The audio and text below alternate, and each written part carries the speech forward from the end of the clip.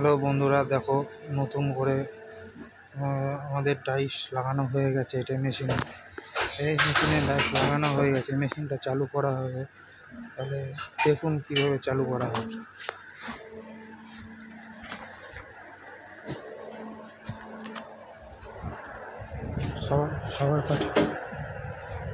সবার ফার্স্টে হলো মোটর অন করতে হয়। আর দেখুন হিট ফিট সব দেখে নিন। যারা এই কাজ জানে তারা সবই কিছু করতে জানে।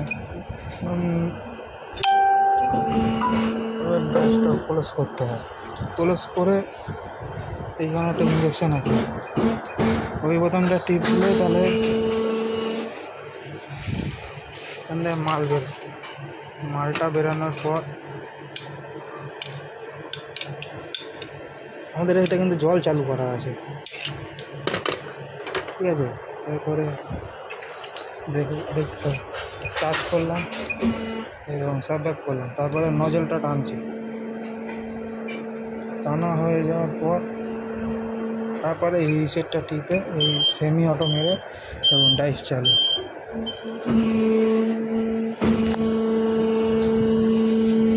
বন্ধুরা, কেমন লাগলো ভিডিওটা দেখবেন। চালু হয়ে গেছে কিন্তু ডাইস।